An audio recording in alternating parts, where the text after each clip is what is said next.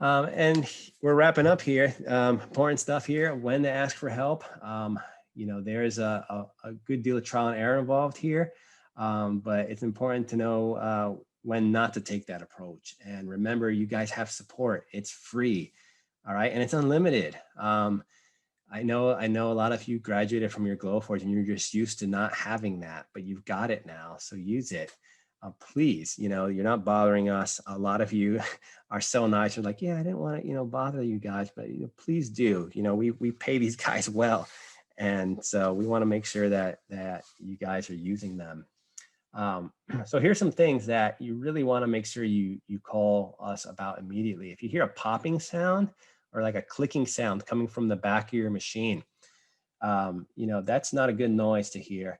It usually is an indication that the laser tube is either gone bad or a wire has come loose back there, and the sound you're hearing is the high voltage arcing to the frame of the machine, which is grounded. So it is not as dangerous as it sounds, but you definitely don't want to keep doing it. You want to let us know about it, and we can troubleshoot with you and tell you what to fix. If you've had any collision, definitely let us know. That could mean a sensor's bad or something to that effect. Especially if you collide your table with your laser head. If you make that mistake, it's okay. You can tell us about it. We're not going to yell at you. We're just going to tell you how to fix it. And usually what happens is the laser head will get cocked a little bit. And so you're just going to torture yourself if you don't ask for help, because you won't realize that by the table hitting the laser head, it's cocked the head just enough to where the beam is now not coming out of the nozzle. You've turned the whole laser head, which means your mirror 3 up top has turned, and your beam's not going out of the nozzle. So if that does happen, you definitely want to let us know and be forthcoming. We're not going to yell at you again. It's helpful if you tell us, what led up to the situation. If your laser's not turning on or it's not firing, check your e-stop if it's not turning on. But if you've checked all the obvious stuff, the breaker in your house maybe, or if you have a GFI outlet that you're plugged into, just make sure you check that stuff. If you got inconsistent results, that could be an alignment thing. We can help you troubleshoot that. If you're smelling fumes, definitely let's talk about improving the exhaust system.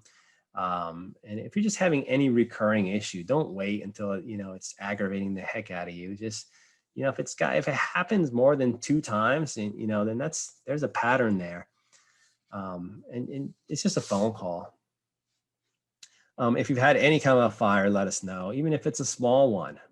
A lot of times you might not notice, but some of the damage might happen underneath the laser head where the air line's running, or where the wire for the autofocus sensor is running. So a lot of times someone might have a little flare up and they didn't catch it, and it melted that autofocus sensor wire. And then the next time they go to focus your laser, the autofocus sensor doesn't work, so they crash your table into their laser head.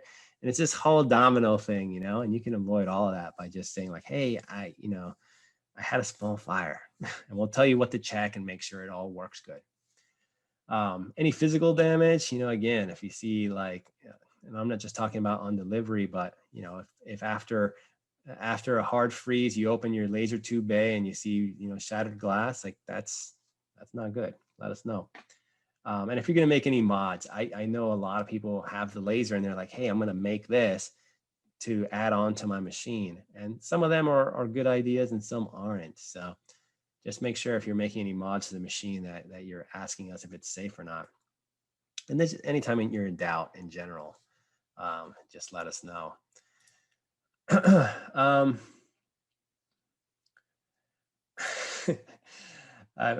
seeing some funny comments coming through here. And so, yeah, how to ask for help. Now, this is the part I want you guys to be very, very aware of. So your level of urgency should really indicate which method you use. So if you're in a bind, you got a deadline, like we're interested in making sure you don't miss that on our behalf. So, call us. That is the way to get somebody on the phone right away helping you. Is pick up the phone and dial that number. We are open from Monday to Friday, 9 to 5. We have some techs that work a little later that can take your calls, so we can kind of accommodate West Coast times. Um, but if not, if you're calling and you're not able to reach anybody, try the chat on the website. That gets monitored by the sales staff, even over the weekends and at nights.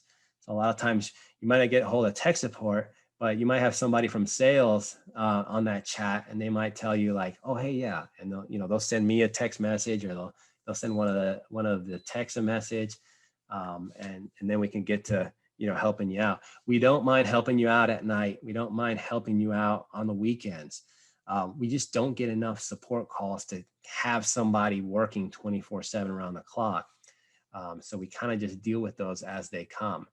But anyone on our team would be more than happy to stay on the phone with you on a Sunday night and figure something out for you. Because we get it. If you're using this as your livelihood, you don't want to be down longer than you need to. So we've all been there, and we appreciate your situation and your urgency.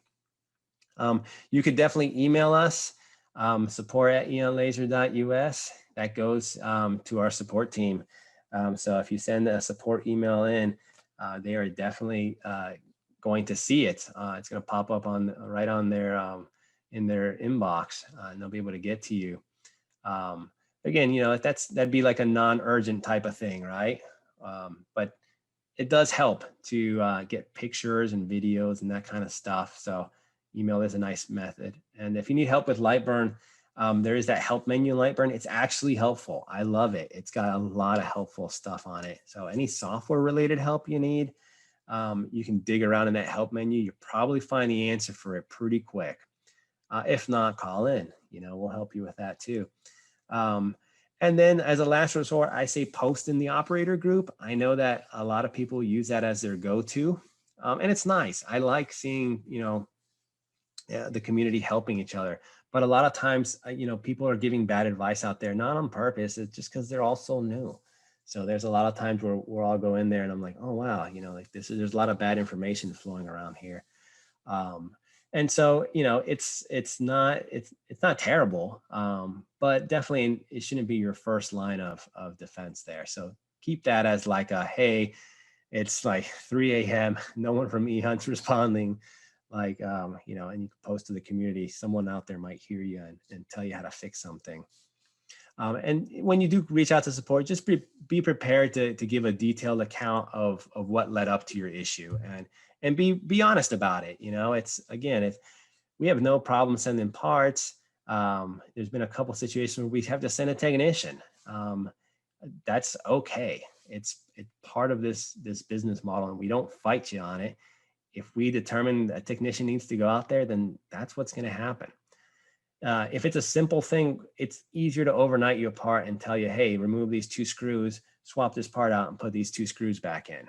So we are going to, save that technician trip for an absolute last resort type of thing.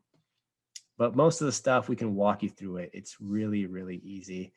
And if you do have issues, if parts break, just know that it happens. Things will break. And it's not really our business model to figure out how to make things not break. It's to figure out how to fix them quickly, because everything you ever will buy that has any amount of technology in it is going to let you down at some point. We keep all the parts in stock.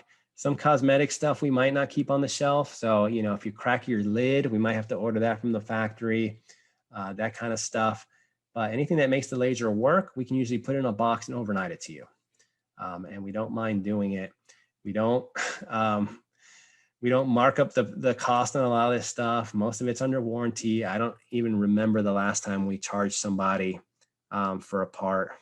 And sometimes we feel bad for you. I've seen some mistakes out there. Someone will, make a mistake and break their laser tube before they even use their laser. And so, we're human over here too. We'll definitely back you up if you're in a jam.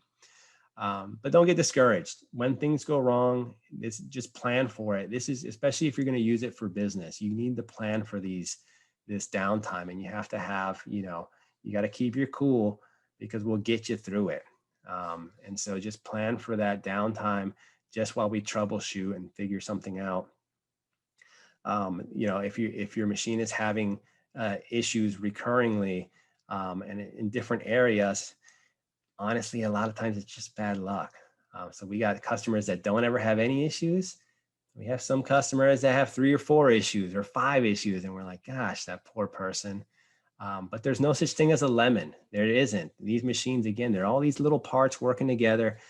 I consider it like a strand of Christmas lights. So every one of those lights, you know, if one of them goes off, the whole entire strand goes down.